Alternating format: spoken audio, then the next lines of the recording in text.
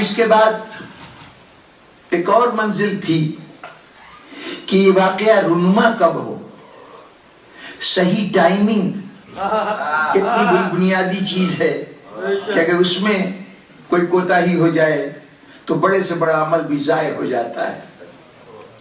ہم تاریخ پڑھتے ہوئے بہت سے لوگوں کے تذکرے میں یہ پڑھتے ہیں کہ یہ بادشاہ اپنے وقت سے پہلے پیدا ہو گیا، یہ شاعر، یہ ادیب، اس کی تعلیمات ایسی تھیں، اس کی نگارشات، اس کی تالیفات ایسی تھیں کہ اس زمانے کے لوگ نہیں سمجھ سکے، یہ بیفور ٹائم تھا۔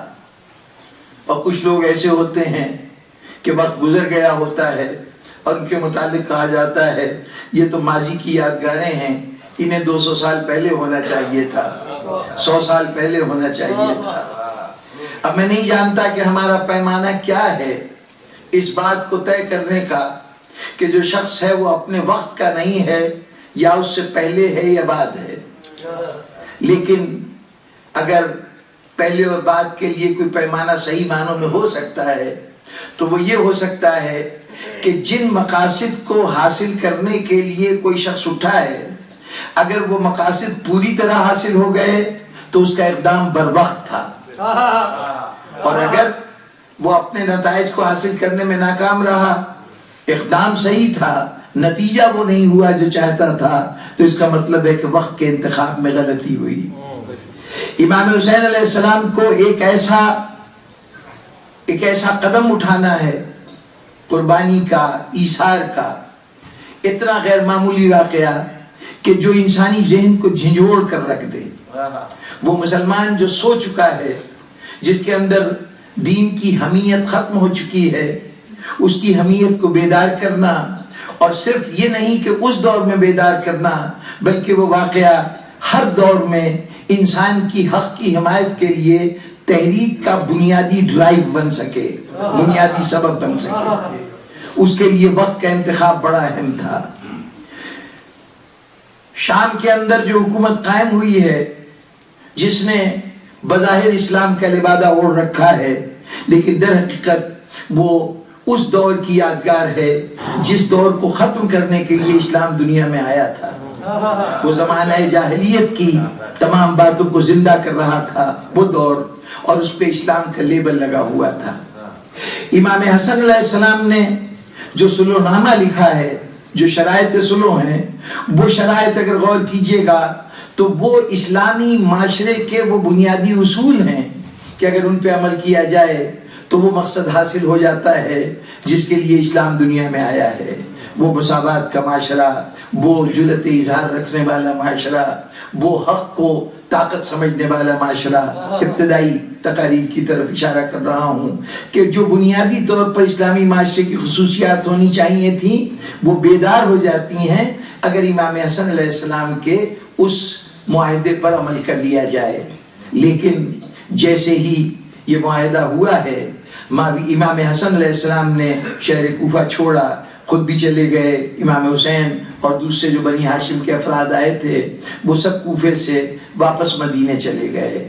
اب اس کوفے میں پہلی مرتبہ حاکم شام داخل ہوا ہے، معاویہ یہاں پہ آیا، اور اس نے جو اپنی وہاں پر آ کر پہلی تقریر کی ہے اس کے اندر کہا ہے کہ اے کوفے والو، یہ جو میں نے معاہدہ کیا ہے اس لیے نہیں کیا کہ تم سے نمازیں پڑھواؤں یا روزے رکھواؤں، یہ کام تو تم پہلے بھی کرتے تھے، یہ میں نے صرف تمہاری گردنوں پر اپنا اقتدار قائم کرنے کے لیے معاہدہ کیا ہے۔ جہاں تک اس معاہدے کی شرطوں کا تعلق ہے وہ سب میرے پاؤں کے نیچے ہیں، یعنی میں کسی شرط کی پابندی نہیں کروں گا۔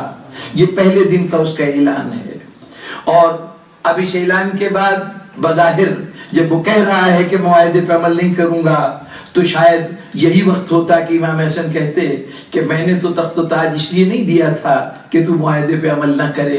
لیکن اگر اس وقت امام حسن علیہ السلام اٹھ کھڑے ہوں تو ظاہر ہے کہ اس کا مطلب یہی لیا جائے گا کہ پہلا عمل انہوں نے جو معاہدہ کیا تھا اس عہد پر خود قائم نہیں رہ سکے، اور عملی طور پر معاہدے کی خلاف ورزی نہ ہونے کے باوجود انہوں نے معاویہ سے ٹکر لے لی۔ اب امام حسین علیہ السلام کے لیے موضوع نہیں ہے کہ وہ اپنے اس معاہدے کے خلاف خود معاویہ کے خلاف جنگ میں مصروف ہو جائیں. اور ظاہر ہے کہ جب تک امام حسن علیہ السلام موجود ہیں اس وقت تک امام حسین علیہ السلام کا کوئی اقدام امام حسن کی مخالفت کے مترادف ہوگا اور یہ سمجھا جائے گا کہ وہ صلح کے معاہدے سے متفق نہیں ہیں. اس لیے وہ پورا دور جو معاویہ کا دور ہے اور جناب امام حسن علیہ السلام دنیا میں موجود ہیں اس دور میں امام حسین کے لیے کربلا کو منعقد کرنا کسی اعتبار سے بھی سیاسی اعتبار سے کوئی پسندیدہ عمل نہ ہوتا. امام حسن علیہ السلام کا سن 50 ہجری میں 50 ہجرہ میں آپ کی شہادت واقع ہوئی. آپ کی شہادت کے بعد اب امام حسین علیہ السلام کے سامنے بہت سے مومنین آئے. مختلف امام حسن علیہ السلام کے دور میں امام حسن کا ساتھ دینے والے مومن آئے اور انہوں نے کہا کہ امام سے درخواست کی کہ آپ میدان عمل میں آئیے, ہم آپ کا ساتھ دیں گے.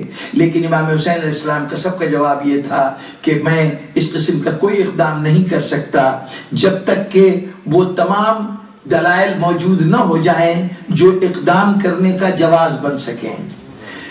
اگر امام حسین علیہ السلام اس وقت اٹھ کھڑے ہوتے ہیں امام حسن کی شہادت کے فوراً بعد تو اس کا لازمی نتیجہ یہ ہوگا کہ دونوں بھائیوں میں اتفاق نہیں تھا. جب امام حسن نے صلح کی تھی تو در حقیقت امام حسین متفق نہیں تھے, لیکن کیا کرتے, بڑے بھائی کے لحاظ میں خاموش رہے. اور جیسے ہی امام حسین علیہ السلام امام حسن دنیا سے رخصت ہوئے امام حسین میدان عمل میں آ گئے. اور دوسری ایک بڑی بات یہ تھی کہ ابھی تک باطل اتنا دبے پاؤں چلے آ رہا ہے کہ ملت اسلامیہ کے ذہن میں صحیح طور پر نقشہ نہیں بن پا رہا کہ برائی کہاں ہے اور کہاں نہیں ہے. دیکھیے اگر اچانک کوئی تبدیلی آئے تو اس تبدیلی کو ہر شخص محسوس کر لیتا ہے. کل اگر دن کے بعد رات ہو جائے تو ہمیں احساس ہو جاتا ہے کہ کل تک دن تھا اور آج رات ہے. لیکن اگر آہستہ آہستہ اندھیرا ہماری ارد گرد پھیلتا چلا جائے, بادل آئیں, سورج کی روشنی کم ہو تو ہمیں پتہ بھی نہیں چلتا کہ رات کب آئی اور دن کب ختم ہو گیا. تو جب آہستہ آہستہ برائی آ رہی ہو اس وقت کے معاشرے کو احساس نہیں ہے کہ یہ برائی کس حد تک پہنچی ہے. کیا ہم کلیتاً خراب ہو چکے ہیں یا ابھی ہمارے اندر برائی موجود ہے. امام حسین علیہ السلام کو اپنے اقدام کے لیے ایک ایسے وقت کا انتظار ہے جس وقت برائی اپنے طور پر اتنی واضح طور پہ آ جائے کہ اب امام حسین کھڑے ہوں تو دنیا سمجھ جائے کہ ہاں یہ برائی کے خلاف اٹھے ہیں. تو اب امام حسین علیہ السلام کے سامنے وہ لمحہ کب آ سکتا تھا. دیکھیے اگر معاشرے میں برائی آ رہی ہے, افراد اپنی جگہ رفتہ رفتہ اس رنگ میں رنگے جا رہے ہیں جو رنگ آہستہ آہستہ آ رہا ہے, اس رنگ کی شدت کیا ہے, کس طرح سے یہ معاشرہ بگڑ گیا ہے, اس کا پتہ اس وقت چل سکتا تھا جب اس معاشرے کے سامنے کوئی ایسا مسئلہ رکھا جاتا جو صریحاً اسلام کی خلاف ورزی ہوتا اور معاشرہ اس پر سر جھکا دیتا, پوری سوسائٹی اس کو تسلیم کر لیتی.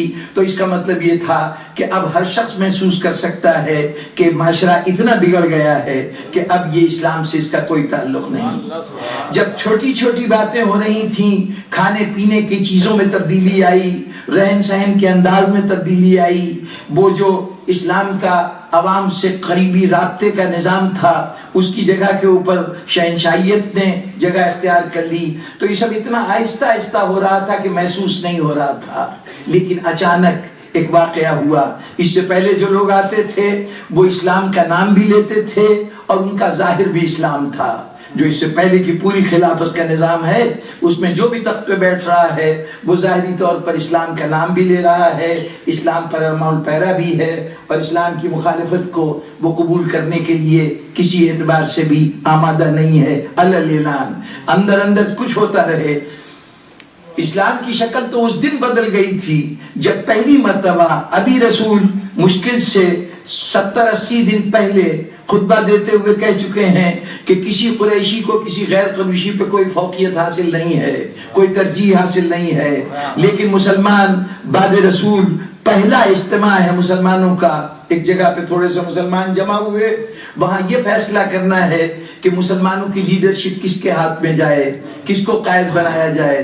تو وہاں جس آرگومنٹ کی بنیاد پر فیصلہ ہوا وہ آرگومنٹ یہ تھا کہ ہم قریش ہیں اور قریش کو حق حاصل ہے کہ وہ حکومت کریں, تم ہمارے وزیر بن سکتے ہو انصار مدینہ، لیکن اقتدار جو ہے وہ قریشی کو ملنا چاہیے۔ کیوں ملنا چاہیے؟ ہم قریش ہیں اور رسول کے رشتہ داروں میں سے ہیں۔ جب رسول کی رشتہ داری اور قریش ہونا وجہ بن جائے کسی کی عظمت کا، کسی کو اقتدار دینے کا، تو اس کا مطلب یہ ہے کہ وہ جو رسول نے کہا تھا کسی قریشی کو کسی غیر قریشی پہ کوئی فوقیت حاصل نہیں، وہ نظریہ آج کے دن دم توڑ گیا۔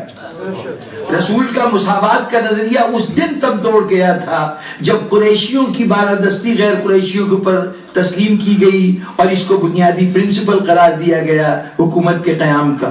تو اسی دن سے ڈائیورژن شروع ہو چکی ہے۔ اسلام اسلامی سوسائٹی اپنے اصل راستے سے ہٹ کر اس راستے پہ جا رہی ہے جو رفتہ رفتہ پھر زمانہ جاہلیت تک لے جائے گا۔ لیکن یہ ایک دن میں نہیں ہوا، آہستہ آہستہ ہو رہا ہے۔ حسین اس انتظار میں ہے کہ وہ لمحہ آئے جب اتنی بڑی تبدیلی آئے کہ اب اس کی نشاندہی میں کوئی دشواری نہ ہو، دیکھتے ہی انسان پہچان سکے یہ تبدیلی کب آئی۔ پہلے افراد بدل رہے تھے، لوگ اپنی اپنی جگہ پہ تبدیل ہو رہے تھے۔ اب ایک ایسا واقعہ ہوا کہ جس میں پورا معاشرہ انوالو ہو گیا۔ وہ واقعہ کیا ہوا کہ تخت کے اوپر ایک ایسا شخص بیٹھا ہے کہ جس کا شریعت سے کوئی تعلق نہیں، جو دین محمدی کو بالکل حقیقت نہیں سمجھتا، جو یہ کہتا ہے کہ کیسی وحی اور کیسا الہام، یہ تو صرف بنی ہاشم نے حکومت حاصل کرنے کے لیے ڈھونگ رچایا تھا، جس کا ہر عمل شریعت کے خلاف ہے۔ ایک فاسق و فاجر شخص بیٹھا ہے اور کہہ رہا ہے میں امیر المومنین ہوں، میں نائب رسول ہوں۔ اس سے پہلے اس کردار کا حامل کوئی شخص بھی اقتدار تک نہیں آیا تھا۔ اب اس کے آ جانے کے بعد اگر معاشرہ اس کو بھی تسلیم کر لیتا ہے تو اس کا مطلب یہ ہے کہ اب معاشرہ تباہی کے اس مقام پہ پہنچ چکا ہے کہ اب یہ کہنے میں کوئی ہچکچاہٹ نہیں ہے کہ یہ معاشرہ رسول کا بنایا ہوا معاشرہ نہیں ہے۔ جس معاشرے کا بنیادی اصول یہ تھا کہ تم میں فضیلت وہ رکھتا ہے جو تم میں زیادہ تقوی رکھتا ہے۔ قرآن مجید کا ارشاد یہ تھا کہ تم میں مکرم وہ ہے، قابل احترام وہ ہے، عظمت کا حامل وہ ہے جو تم میں زیادہ متقی ہے۔ اس تقوی کے مقابلے میں فسق و فجور رکھنے والا اپنے کو امیر المومنین کہے، اگر معاشرہ اس کو تسلیم کر لیتا ہے تو اس کا مطلب یہ ہے کہ اب برائی اس مقام پہ پہنچ چکی ہے کہ اس کے بعد بھی برائی کا کوئی قدم باقی نہیں رہ جاتا۔ اب وہ وقت ہے کہ امام حسین علیہ السلام اقدام کریں۔